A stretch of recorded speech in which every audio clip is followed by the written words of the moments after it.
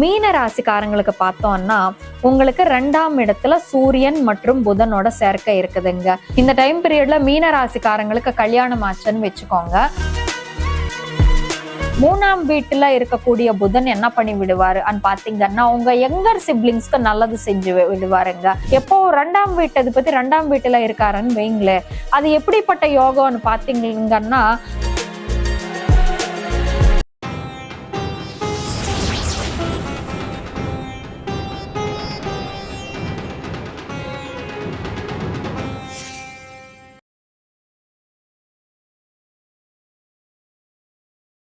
Rudran astro நேயர்கள் அனைவருக்கும் வணக்கம். நான் உங்கள் ஜோதிடர் வர்ஷினி. முதல்ல நீங்க கொடுத்துட்டு இருக்கிற ஆதரவுக்கு மிக நன்றி. என்னோட தமிழ்ல தவறுகளு தடுமாற்றங்களு இருக்கும். காரணம் என்னோட பூர்வீகம் தமிழ் இல்லை. அதனால என்னோட தமிழ்ல ஏதாச்சும் குறைபாடுகள் இருந்தா என்னை மன்னிச்சிடுங்க. இந்த வாட்டி நம்ம இந்த 2026ஆம் ஆண்டு மே மாத பலன்கள் பத்தி தெரிஞ்சுக்க போறோம். இந்த மே மாதத்துல எல்லா ராசிக்காரங்களுக்கு எப்படி இருக்க போகுது, எந்தெந்த கிரகம் எந்தெந்த இடத்துல இருக்கிறது, எந்தெந்த கிரகம் எந்தெந்த இடத்தை விட்டுட்டு எந்தெந்த இடத்துக்கு டிரான்சிட் ஆக போகுதுன்னு சொல்லிட்டு நம்ம பார்ப்போம். மாத ஆரம்பத்துல நம்ம பார்த்தோம்னா மேஷத்துல சூரியன் மற்றும் புதன் இணைந்து இருக்காங்க, ரிஷபத்துல சுக்கிரன் இருக்காரு, மிதுனத்துல குரு இருக்காங்க, சிம்மத்துல கேது இருக்காங்க, கும்பத்துல ராகு இருக்காங்க, மீனத்துல செவ்வாய் மற்றும் சனி பகவான் இணைந்து இருக்காங்க. இப்போ இந்த மாதம் 11ஆம் தேதி பாத்தீங்கன்னா செவ்வாய் மீன ராசியை விட்டுட்டு மேஷ ராசிக்கு வர போறாரு. அங்க சூரியன் புதன் கூட இணைந்து இருக்க போறாரு. அப்படியே இந்த மாதம் 14ஆம் தேதி பாத்தீங்கன்னா இந்த சுக்கிரன் ரிஷபத்தை விட்டுட்டு மிதுனத்துக்கு போக போறாரு. 15ஆம் தேதி புதன் மேஷ ராசியை விட்டுட்டு ரிஷப ராசிக்கு போக போறாரு. அப்படியே 16ஆம் தேதி சூரியன் மேஷ ராசியை விட்டுட்டு ரிஷப ராசிக்கு போயிட்டு அங்க புதனுடன் இணைந்து இருப்பாரு. இது இந்த மாதத்துக்கான பிளேஸ்மெண்ட்ஸ் மற்றும் டிரான்சிட்ஸ்.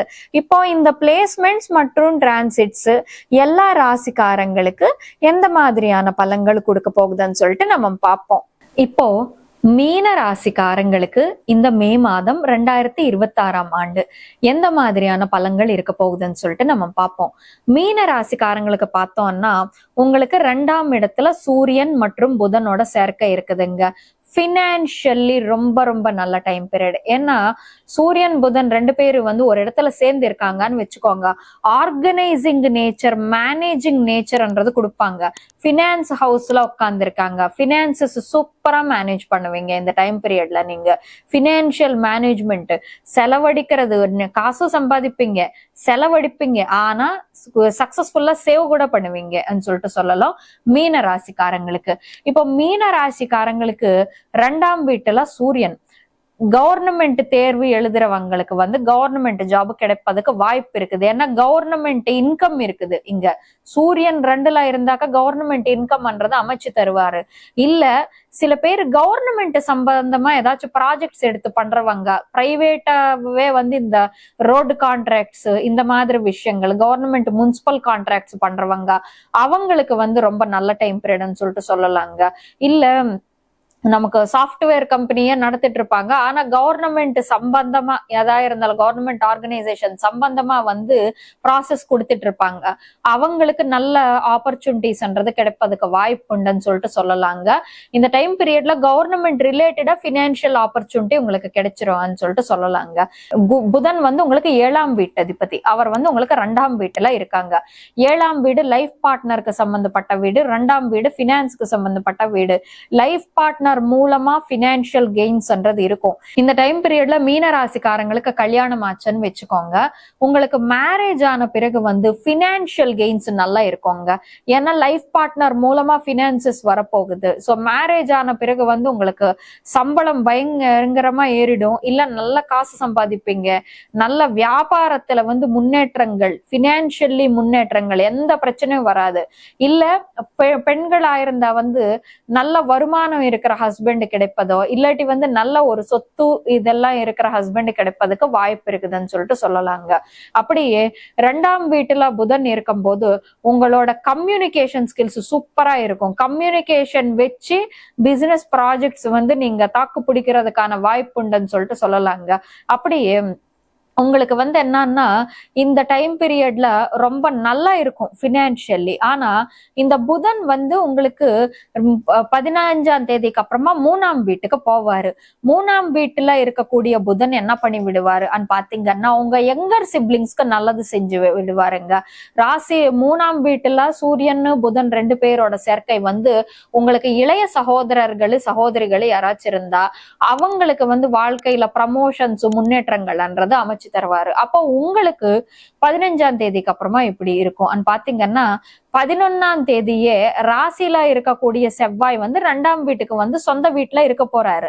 ராசியில செவ்வாய் இருக்கிற வரைக்கும் எப்படின்னா கொஞ்சம் உங்களுக்கு ஃபைட்டிங் மாதிரி இருக்கும். எதுக்கான ராசியில சனி செவ்வாய் 2 பேரும் சேர்ந்து இருந்தாக்கா சில பேருக்கு வந்து அடிபடுறதுக்கான வாய்ப்பு உண்டு. சோ அதனால வந்து பெண்களா இருந்தாலும் சரி ஆண்களா இருந்தாலும் சரி 2 பேரும் ஜாக்கிரதையா இருக்கணும்.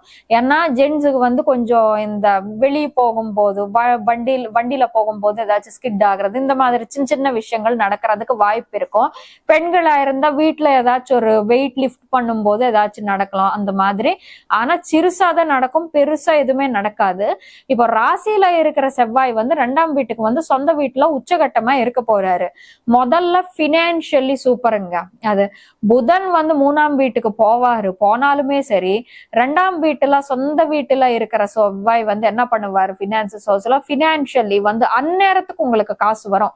எப்போ 2ஆம் வீட்டு பத்தி 2ஆம் வீட்டுல இருக்காருன்னு வைங்களே, அது எப்படிப்பட்ட யோகம்னு பாத்தீங்கன்னா அவங்களுக்கு வந்து எல்லாமே ஒரு இலையில வந்து பலகாரம் எல்லாம் வச்சு கொடுத்த மாதிரி யோகங்க. இப்போ 10ஆம் தேதி ஒரு தேவை இருக்குது, உங்களுக்கு காசு கட்ட வேண்டி இருக்கும்னு வச்சுக்கோங்க.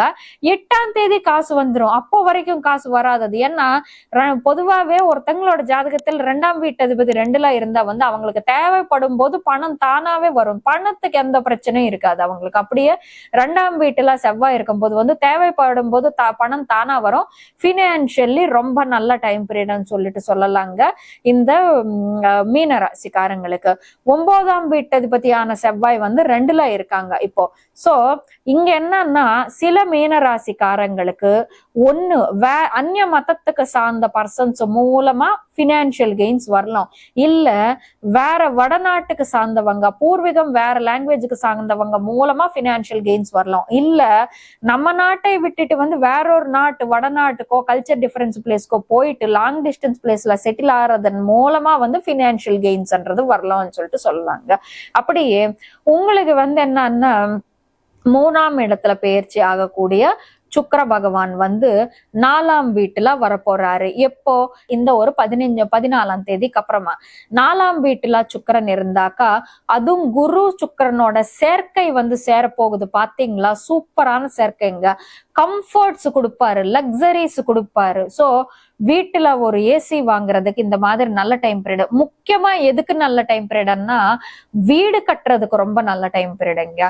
முக்கியமா மீன ராசிக்காரங்க ரொம்ப நாளா வந்து வீடு கட்டலாம்னு சொல்லிட்டு நினைச்சிட்டு இருக்கீங்கன்னு வச்சுக்கோங்க. தயவு செஞ்சு இந்த டைம் பீரியட்ல வந்து நீங்க ஆரம்பிங்க. வீடு கட்டுறதுக்கு ஃபர்ஸ்ட் பேஸ்மெண்ட் இந்த மாதிரி பண்ணுங்க. எதுக்குன்னா 4ல குரு சுக்கிரனோட சேர்க்கை வந்து வாழ்க்கையில நிறைய கம்ஃபர்ட்ஸ் அனுபவிச்சு கொடுக்கறதுக்கான யோகம்ன்றது தரும். இந்த மாதிரி சிச்சுவேஷன் இருக்கும்போது ஒருத்தங்க வீடு கட்டிருக்காங்கன்னு வச்சுக்கோங்க, வாழ்நாள் முழுக்க வந்து அந்த வீடு சுகமா அனுபவிக்க முடியும். சில பேர் வீடு கட்டுவாங்க ஆனா அந்த ஊர்ல தங்க மாட்டாங்க, எங்கெங்கயோ போவாங்க வேலைக்காக, வேலை தேடலாம்.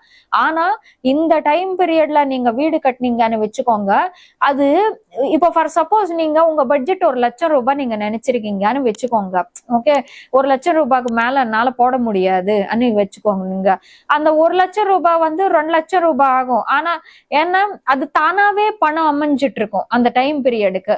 சோ வீடுல சிம்பிளா கட்டணும்னு நினைச்ச வீடு வந்து கொஞ்சம் உள்ள நம்ம இன்டீரியர் இப்படி பண்ணா நல்லா இருக்குமே, வுட் ஒர்க் பண்ணா நல்லா இருக்கும், அதுக்கு காசு இல்லைன்னா இன்னொருத்தவங்க சொல்லுவாங்க அதுதானே இருக்குது அந்த 20,000 நானே தரேன், அந்த 30,000 நானே தரேன்னு சொல்லிட்டு அப்படி என்னன்னா உங்களுக்கு ஒரு சில விஷயங்கள் தானா அமைஞ்சிட்டு இருக்கும் அது பெஸ்டா.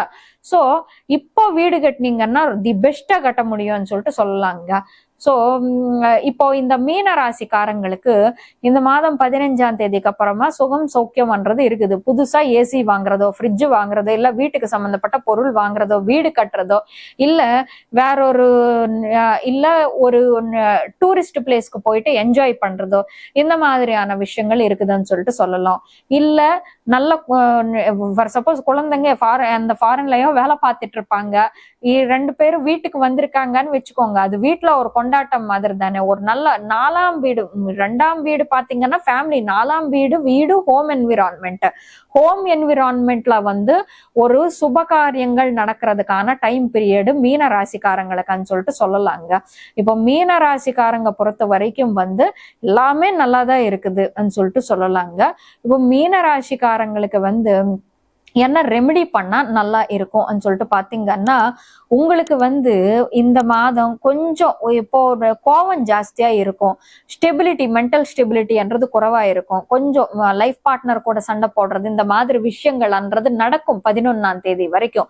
அந்த கோவம் அடக்கி வச்சுக்கிறதுக்கு இந்த மாதம் முழுக்க பொதுவாகவே உங்களுக்கு கோவம் இருக்கும். ஏன்னா 2ஆம் வீட்டு வாய்க்கு சம்பந்தப்பட்ட வீட்டுல வந்து இந்த செவ்வாய் வரப்போறாரு இல்லையா. சோ அதை அடக்கி வச்சுக்கிறதுக்கு வந்து என்னன்னா, சுப்பிரமணியர் முருகரை கும்பிட்டா உங்களுக்கு ரொம்ப நல்லது. சுப்பிரமணிய அஷ்டகம் 1, கந்த சஷ்டி கவச்சம், பொதுவாவே நம்ம தமிழர்களுக்கு தான் அது சொந்தம், கந்த சஷ்டி கவச்சம் 1 படிச்சிங்கன்னா உங்களுக்கு ரொம்ப நல்லா இருக்கும்னு சொல்லிட்டு சொல்லலாங்க. மத்தபடி மீன ராசிக்காரங்களுக்கு இந்த மாதம் எல்லா விதமான நல்ல பலன்கள் அமையணும்னு சொல்லிட்டு அந்த கடவுள்கிட்ட வேண்டிக்கிட்டு சர்வேஜனா சுகினோ பவந்து. ருத்ரன் ஆஸ்ட்ரோ நேயர்களுக்கு சின்ன அறிவிப்பு. இந்த மாதிரியான பேர்ச்சி பலன்களு, மாத பலன்களு தொடர்ந்து பார்க்க ருத்ரன் ஆஸ்ட்ரோ யூடியூப் சேனலுக்கு வந்து சப்ஸ்கிரைப் பண்ணிக்கோங்க. பக்கத்துல இருக்கிற பெல் ஐக்கானை கிளிக் பண்ணிக்கிட்டா உங்களுக்கு நோட்டிபிகேஷன்ஸ் வரும். உங்களுக்கு இந்த வீடியோ பிடிச்சிருந்தா லைக் பண்ணுங்க, ஷேர் பண்ணுங்க, கீழே காமெண்ட் செஷன்ல வந்து உங்களோட கருத்துக்கள் வந்து மென்ஷன் பண்ணுங்க. நன்றி.